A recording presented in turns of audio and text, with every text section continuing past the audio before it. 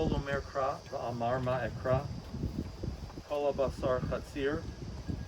V'chol chasto katzitz hasadeh. Yavesh chatzir novel tzitz ki ruach Adonai nashva bo. Achein chatzir ha'am. Yavesh chatzir novel tzitz. Udavar Eloheinu yakum liolam. A voice says, cry out. But I ask, what shall I cry? All flesh is like grass. All of its beauty is like the flower of the field.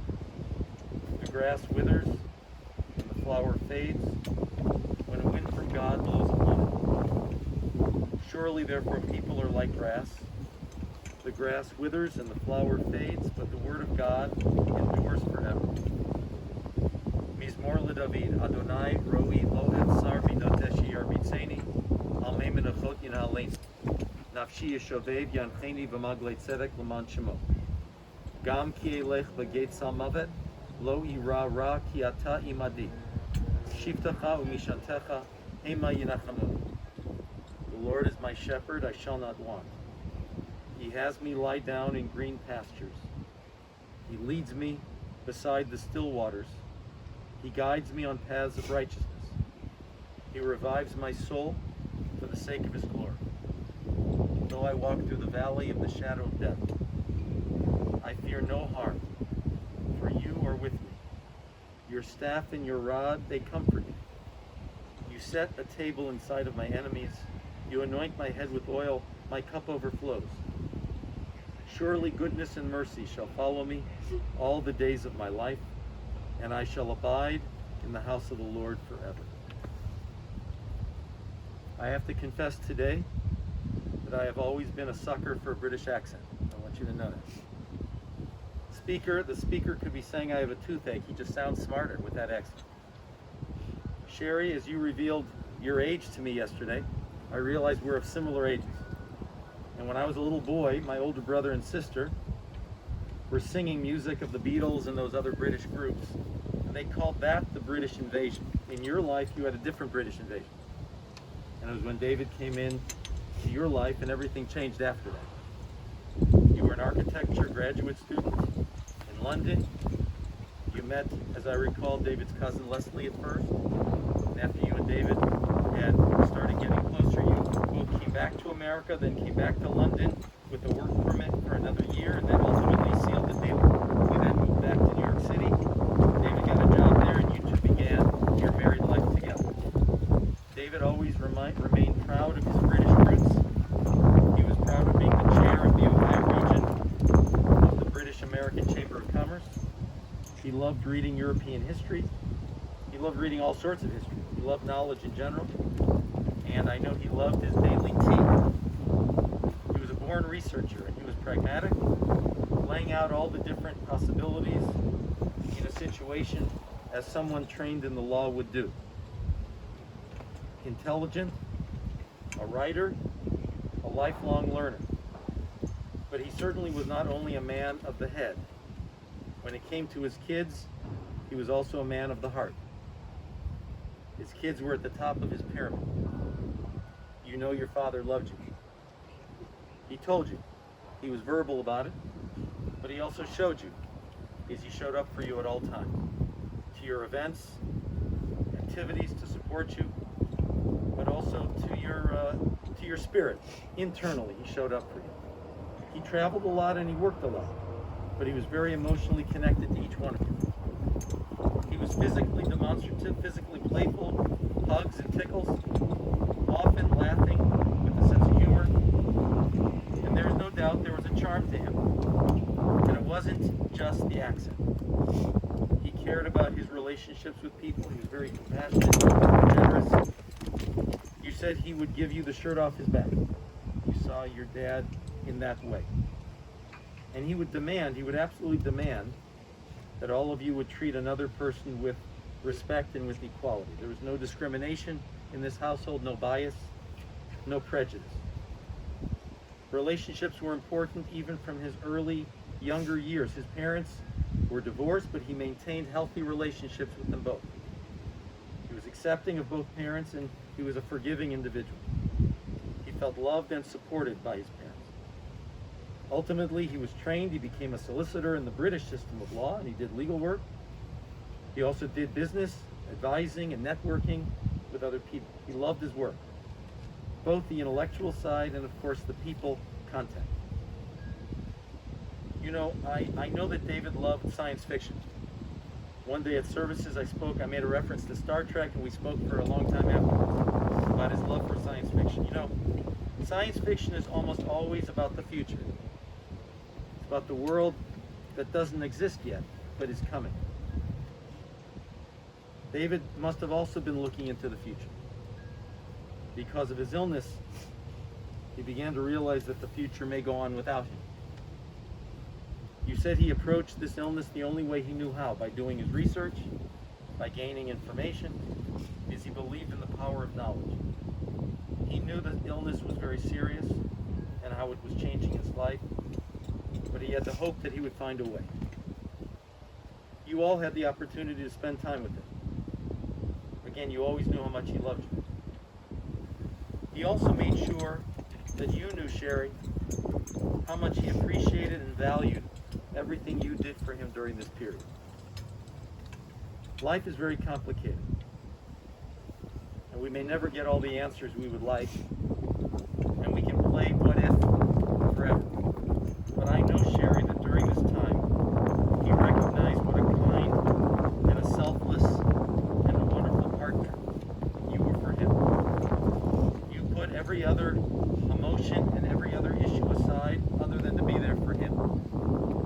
You hated to see him in pain. You worked hard to lessen that pain. You never wanted him to feel alone. And he, for his part, he rediscovered who you really are and clearly indicated how grateful he was for it.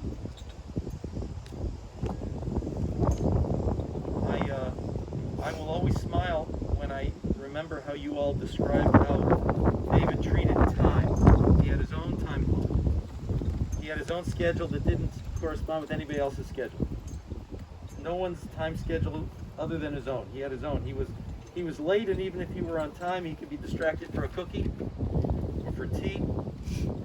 I know that the time that he needed to get dressed in the morning is the Guinness Book of World Records. He treated time, ironically, as if he had all the time in the world. Sadly, he did not. Because no one has all the time in the world. But it's charming that he decided to live his life that way. Wouldn't that be great for all of us, to always live life as if we had all the time in the world, being able to enjoy things along the way? It wasn't only that he ran late in the morning, he made you feel as if he had all the time in the world for each of you. He had all the time in the world for the people that he loved and for the things that he loved. For people, for reading, for writing his stories, all the time in the world. For the music he loved, for the technology that he loved, for connecting with people, for clients, for being Jewish, which he loved, for the Seder that he led, which tended to be a little longer than all of you wanted. He always acted as if he had all the time in the world, and ultimately for conversation and for life. He lived his life that way, packed as full as anyone could, as filled with love as anyone could. He lived with a good name, and he dies with a good name. I know members of the family are going to stand forward, whoever would like to.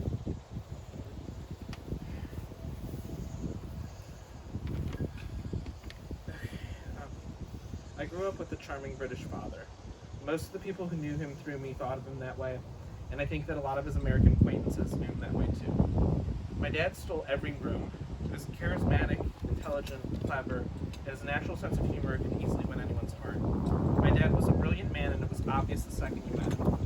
But my dad was so much more than what he presented himself to be. I have a childhood memory where a friend came over to my house, forgot a video game controller at home. My dad offered to drive him back quickly to get it. After the drive, that friend came back into my house, went down to the basement, and immediately said to me with his eyes wide open, "Your dad is so cool." I think my high school friend got a glimpse of what I saw every day, but I don't think he really understood how truly wonderful my father was. Privately, my dad was kind, sweet, generous, and he loved his family more than anything in the world. He was a sensitive and simple man whose thirst for knowledge was immense. Honestly, all of that anyone could guess, but there was still so much more. My dad was a complicated and deep person. He was analytical and thoughtful, but also so in touch with his emotions and the emotions of his children. My dad had insecurities and fears that often weren't on the surface, but he conquered them and always made my siblings and I feel safe. My dad had a deep inner strength unlike anyone I've ever seen. Early in his life, he faced obstacles that were immensely difficult, but he learned and grew from them. And the second I was born, he became the incredible father that I've always known him to be. My dad was always very human to me, but that made him an even better role model, and that made me feel even closer to him. I would like to share with you all one of my favorite childhood memories of my dad. When I believe I was around 8 or 9 years old, I had a very brief period where I used to have trouble going to sleep on school nights. I had this big alarm clock in my bedroom that was inches away from my face every night, and when it hit 9 o'clock, I used to think, oh my god, I'm going to be so tired for school in the morning if I don't get to sleep. I don't know what I'm going to do if I don't get to sleep soon. And then I would totally freak out. I would go to both my parents and drive them nuts. I would ask them to tuck me back into bed again and again, and I would tell them about how worried I was really over this stupid nothing issue. And they would listen and try to calm me down. Usually they would end up being more directive about it after it hit 10 o'clock and tell me that I just needed to stay in my room and close my eyes and go to sleep. But one night my dad said to me, why don't you hang out with me downstairs until you fall asleep? My mom, knowing that my dad valued his quiet time at night, asked if he was sure, and he smiled and said that it was fine. I remember that night so perfectly. I was tense and worried, and he sat with me. We had a good talk that night where he made me forget about the fact that I had school the next day.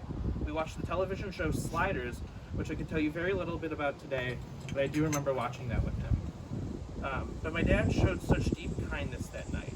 He made me feel safe, he made me laugh, he made me smile, but most of all, he made me feel so loved as I watched that critically acclaimed show with him. Anyways, my dad and I had so many great memories like that growing up.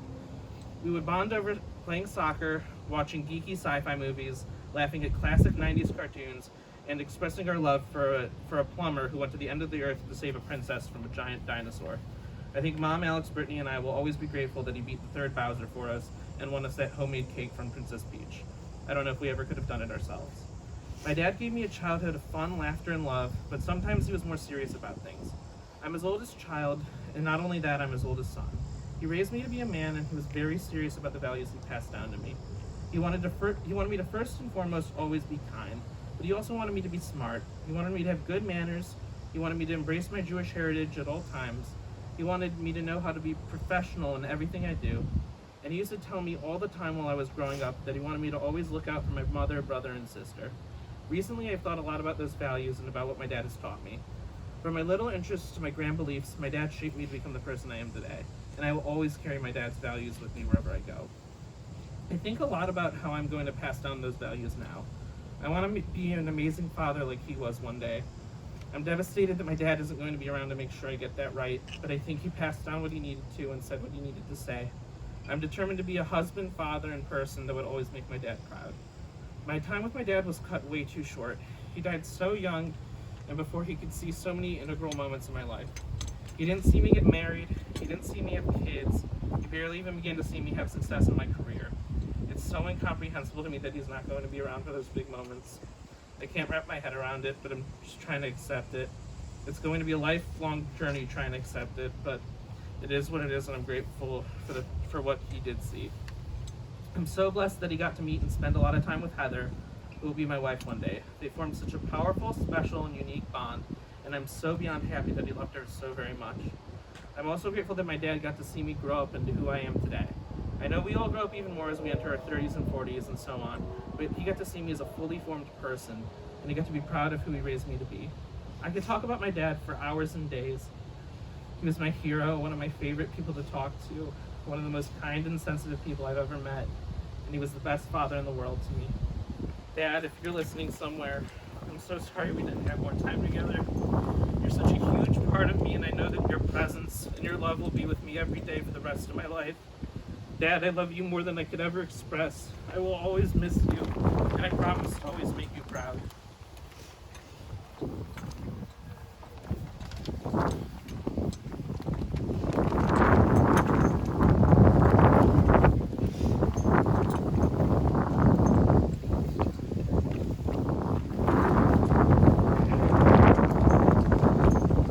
Much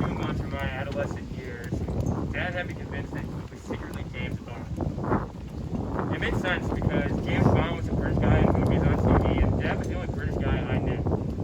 But he said it was a secret and that I wasn't supposed to tell anyone, or else. It took a while, but eventually I put it together that Dad couldn't be James Bond because he lived with us at home, and 007 spied all over the world. Finally, he told me the truth. He wasn't actually James Bond, but he knew James. And he knew James because, as it turned out, Dad was actually a spy with the British Intelligence Service, so they were colleagues. Again, I wasn't allowed to tell anyone, or else. Oh, and by the way, not only was he with British intelligence, but also there was a dragon named Spot living under our deck, but he only came out for Dad, and that's why I never saw him. It was a confusing childhood, but also a fun one. As my soccer coach through to middle school, other teams would quaver at the sound of his British accent. Little did they know, Dad wasn't much of a soccer Brit, he was more of a Shakespeare Brit. He was much more knowledgeable about literature and history than he was sports. But it didn't matter. He was just always so excited to spend the time with me and my friends. Those seasons are one in a million ways he was involved in all of our lives. He was a fierce presence, and that presence will not fade with his passing. I know I'll carry him with me every 4th of July. I'd come downstairs to brag to him that the United States had won the Revolutionary War and that it was time to celebrate. He would tell me that the American colonists were terrorists against the United Kingdom and that the British had gotten their revenge in the War of 1812. I'd call him a redcoat lobsterback, and he would remind me that I was half redcoat myself. Unfortunately, he was doing some battling of his own this year on the 4th, so I texted him that I had officially switched sides against the colonials. He texted back, smart move. I want to spend the coming days celebrating his life and cherishing the honor of being a part of his story. Reflecting on the good times, I can't help but think about the more recent, difficult ones. The havoc that cancer wreaks is not news. On the outside looking into Dad's treatment, the hardest part was reconciling that there are so many factors outside of our control. And you add in the challenging times we find ourselves in, and the compounded uncertainty can be debilitating. But not for our own. We were the most devoted, empathetic, tough as nails partner and caretaker through it all.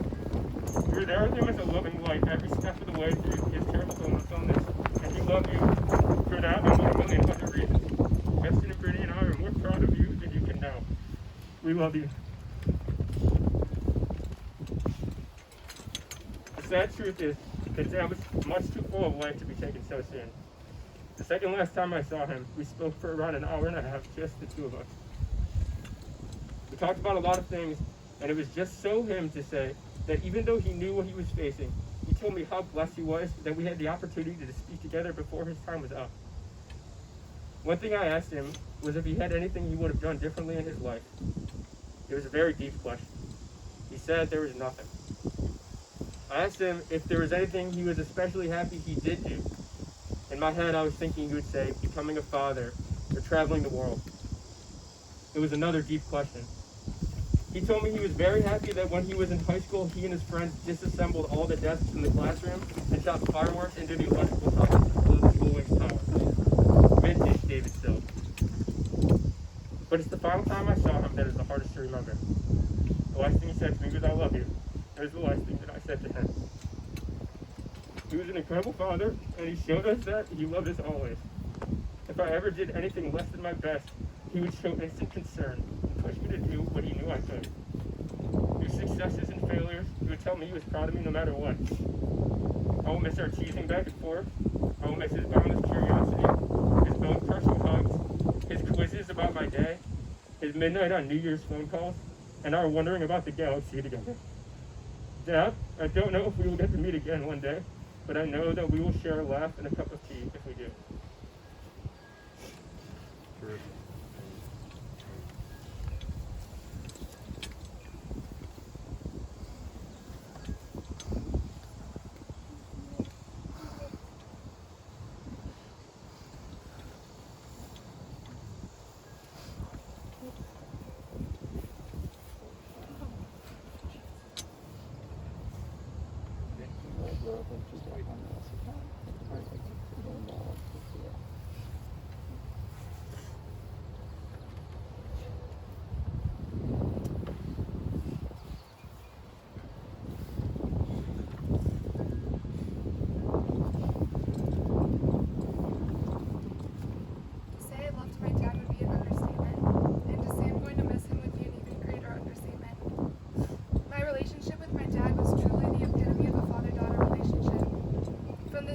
we laid eyes on each other, we were hooked, and there was no one stopping us. Not only did he bring so much warmth and light into my life, he was the light of my life, and I was the light of his. Can you imagine how bright we were when we were together? Blinding. It's truly difficult to imagine what life will be like without him. I'm having a really tough time painting that picture. He was the only man in my life, and he's the only man I'll ever need. Dad taught me many things in life that I have now instilled in myself and will continue to let live. Dad had a soul of kindness. Whether you were a stranger, a work colleague, a friend of a friend, or a close family member, my dad treated everyone that crossed his path with the utmost kindness, care, and unsolicited love. Only someone made to be so special has those superpowers. My dad was one of those people. One of those people who truly made the world a better place to be. He also taught me how to be curious. Be curious about other people, about other languages, about other places of the world, history, and current events. He would spend hours and hours researching whatever fascinated his mind. One day it was Greek mythology, next was an ancient philosopher he stumbled upon, and the next were the stars and how bright they twinkled in the night sky. Every day he was curious about something else and so eager to tell me about his findings. I'll always be curious, Dad, because everything has a story and its twists and turns, and there's always more to learn. Most importantly, my dad taught me the language that everyone on earth was capable of understanding in their heart, how to truly love someone. He taught me to listen, use my words, express interest, how to show affection, to forgive, and give second chances, to give people space, but also not too much because it's not a good feeling being alone. He taught me to respect myself enough to walk away from those who hurt me, to accept the love he showed me I deserved. The kind of love my dad showered me with was truly unconditional. The love we had for each other had no boundaries, no limits, and no expectations. I could make no mistakes, I could do no wrong. No matter what, I would always have my dad to love, support, and cherish me. One thing that's hard for me to find the words to describe is our innate spiritual connection. Dad and I love talking about the moons and the stars and how the universe aligned us to be together in this life. We talked a lot about our feelings for the world, for space and time, and for one another. We knew that we were meant to be together forever because there was no Brittany without Dad, and no Dad without his little princess. It was one of those indescribable feelings where we could give each other one look and know exactly what the other one was thinking. Do you believe in magic? Our love and connection for each other was truly magical, unbeatable, untouchable. He was one of my soulmates. We had a connection of minds, a mutual respect, and unconditional love and total understanding. It's about being yourself and knowing not only that person is following and understanding your thoughts, but is right there with you side by side. He'll always be by my side because I know, and because he told me he would never leave me. Dad, if you're out there somewhere, please listen very closely. I want you to know that I will make it my life's mission to make you proud of me. I will tell my loved ones how much I love them. I will give back to the community and spread kindness like flowers. Be unjudgmental. Accept people for who they are and where they've come from. I will live honoring your values and expectations. Continue to grow and learn because you taught me there is no capacity for how big you can be. I'm bigger than my body, and so are you. I won't stop until I succeed, and I will keep pushing for you and for us. I hope you're somewhere watching the sun shining on the grass, listening to the whistling of the wind, watching the sunrise in the morning, spending time with the moon, noticing how bright she can be in a dark sky, noticing the world's true beauty. Oh, Dad, how much I love you, how much I'll miss you. I hope you found your peace. I'll be listening for the owl at dusk as he reminds me of you. Spread your wings and fly. I'll see you soon.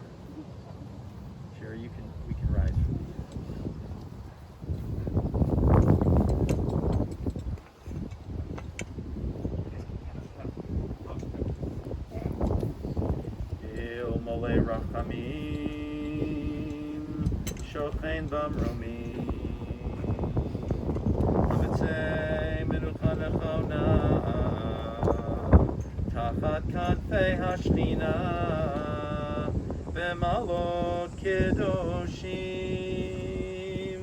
Utehorim Anabal Harachamim Hastirehu V'seter Knafecha Leolamim Utror B'tzrachamit Nishmato Adonai Hu Nachalato Yanuch B'Shalom HaMishkavo